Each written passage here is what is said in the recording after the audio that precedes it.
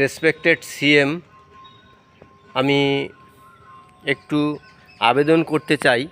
কারণ ইতিমধ্যে দেখেছেন যে আপনাদের চারিদিকে অন্নপূর্ণা যোজনা নিয়ে মেলা লোকজন কিন্তু বলতে শুরু করেছে। তাই একটু সরলীকরণ যদি করা যায়, সেইটা আমার তরফ থেকে আমি কিন্তু আবেদন রাখব যে আপনাদের অন্নপূর্ণা যোজনার ফর্মটাকে একটু সরলীকরণ করলে আমার মনে হয় ভালো হতো। কারণ জনমানসে অনেক রকমের কথা, অনেক রকমের পরিস্থিতির কিন্তু সৃষ্টি হচ্ছে এবং 12 পাতার যে ফর্ম, তাতে অনেক মানুষ অনেক কথা বলে চলেছে। বলছে যে ঠেকুজি কুষ্টি এত লাগে কিসে, আমরা কিছু বুঝতে পারছি না, বুঝি আমাদের বোকা বানানো হচ্ছে। এই ধরনের অনেক কথা কিন্তু মানুষ বলে চলেছে। তো আমরা এ কথাও শুনতে পাচ্ছি যে আমরা ভোট দিয়েছিলাম এক ভেবে, এখন দেখছি আর এক রকম হচ্ছে। এই ধরনের কথাবার্তা কিন্তু মানুষ ইতিমধ্যে বলা শুরু করে দিয়েছে। আবার কিছু কিছু মানুষ বলছে না, ঠিকই আছে, এগুলো প্রয়োজন আছে। এই রকম মানুষের মধ্যে কিন্তু মতবিরোধের সৃষ্টি হচ্ছে। সেইটাই আমি পৌঁছে দিতে চাই আমার এই ভিডিওর মাধ্যমে। আমি আমাদের সেই আদরণীয়, আমাদের মহামান্য, সেই যে আমাদের একেবারে সদ্য নির্বাচিত আমাদের মুখ্যমন্ত্রী, সেই মুখ্যমন্ত্রীর কাছে যাতে পৌঁছায় আমার এই কণ্ঠস্বর, সেইটা কিন্তু আমি বলবো। কারণ আমি তো ডাইরেক্ট ওনার সাথে দেখা করে তো কিছু বলতে পারবো না, দেখা করার সুযোগ পাবো কি না সেটাও আমি জানি না। তো যাই হোক, সেই উদ্দেশ্যে আমি একটু বলতে চাই যে যাতে এই সরলীকরণটা হয়। কারণ মানুষের মধ্যে কিন্তু এইটা নিয়ে একটা ভীত সন্ত্রস্ত হতে চলেছে। মানুষ কিন্তু ভাবছে যে আমাদের কি শেষ পর্যন্ত প্রতারিত হতে হবে, প্রতারণা করলেন।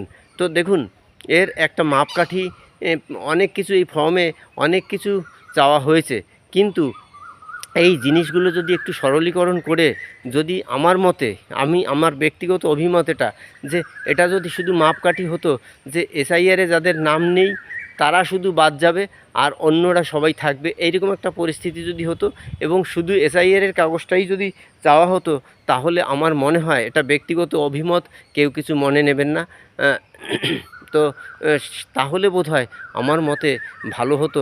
আর ভোটার কার্ড সেসবগুলো তো রয়েছেই, কিন্তু এসআইআরের নাম না থাকলে তারা একমাত্র পাবেন না।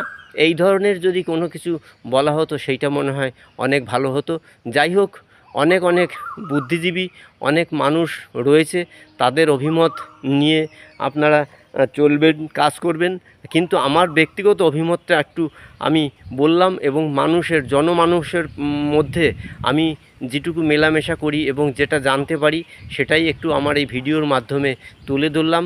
দোষ ত্রুটি মার্জনা করবেন মহামান্য আমাদের সেই আদরণীয় সদ্য নির্বাচিত, একেবারে প্রাঞ্জল, সব মানুষের ভাবাবেগ নিয়ে যিনি চলেন এবং সদা সর্বদা দৃষ্টি নিক্ষেপ করেন, সেই আমাদের মুখ্যমন্ত্রীকে আমি আবেদন করছি।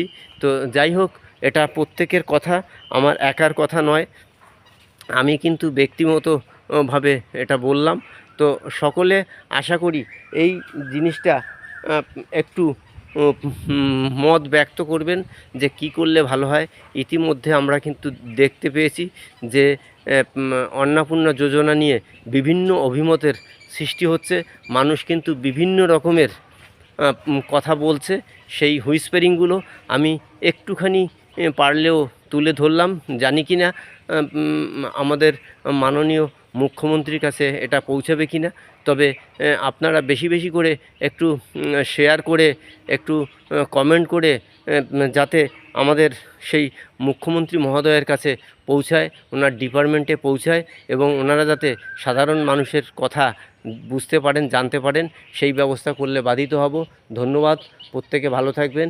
এইটুকুই থাকলো। আমি নরেশ বিশ্বাস, আবার অন্য কোনো ভিডিওতে দেখা হবে। ধন্যবাদ।